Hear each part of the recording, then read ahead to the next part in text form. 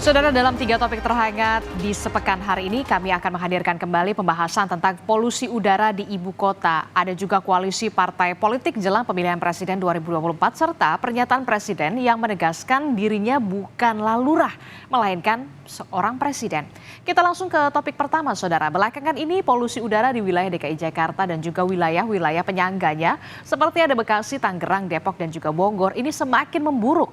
Musim kemarau membuat polutan halus terakumulasi dan bertahan lebih lama di udara hingga memunculkan berbagai masalah kesehatan. Ada sejumlah penyebab mengapa kualitas udara di Jakarta begitu mengerikan, mulai dari kemarau panjang, konsentrasi polutan, hingga emisi dari transportasi, dan juga ada manufaktur industri. Pada hari Minggu pekan lalu, pada tanggal 13 Agustus 2023, kualitas udara di Jakarta bahkan menduduki posisi pertama sebagai kota dengan udara terburuk di dunia. Dan berdasarkan data situs pemantau udara IQ Air, indeks kualitas udara di Jakarta berada di angka 170 atau masuk dalam kategori tidak sehat. Ya, Organisasi Kesehatan Dunia atau WHO mencatat sejumlah gangguan kesehatan akan muncul jika kita terpapar udara yang buruk secara terus-menerus. Mulai dari gangguan sistem saraf pusat, lalu kanker paru-paru dan penyakit paru obstruktif kronis, saudara.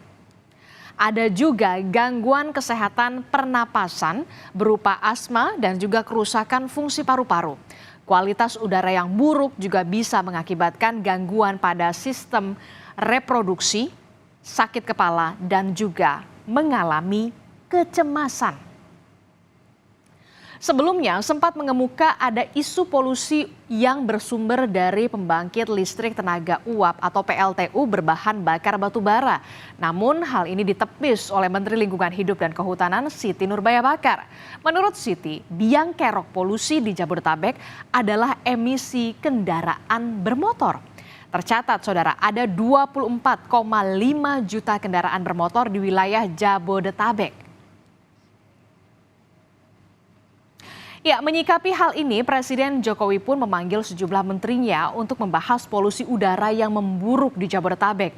Presiden menggelar rapat terbatas dan menyampaikan penanganan jangka pendek dengan langkah pemerintah yang harus mengintervensi dalam perbaikan kualitas udara. Sedangkan untuk jangka menengah, Presiden mengajak masyarakat beralih dari kendaraan berbahan bakar fosil ke transportasi umum ataupun kendaraan listrik.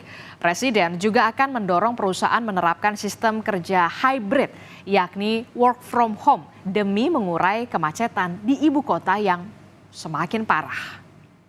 Banyak ruang terbuka hijau dan tentu saja ini memerlukan anggaran, siapkan anggaran. Dan jika diperlukan, kita harus berani mendorong untuk banyak kantor melaksanakan hybrid working, work from office, work from home.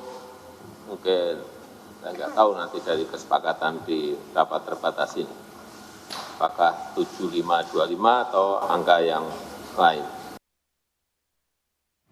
Ya, sejalan dengan usulan Presiden, pemerintah Provinsi DKI Jakarta pun mengusulkan separuh ASN di DKI bekerja dari rumah untuk mengurangi polusi udara. Pemprov DKI juga menambah 800 ruang terbuka hijau untuk mengatasi tingkat emisi yang tinggi. Namun hal ini ternyata ditentang oleh sejumlah pelaku usaha karena dinilai bisa mengganggu produktivitas. Namun harus diingat bahwa saat ini kita baru saja berupaya bangkit dari pandemi COVID-19 dan apakah hal ini bisa tepat benar-benar akan mengurangi polusi udara karena diterapkannya WFH tentu akan berpengaruh kepada produktivitas khususnya teman-teman pelaku usaha yang sedang dalam memulai usaha berjuang untuk membenahi lini bisnis masing-masing.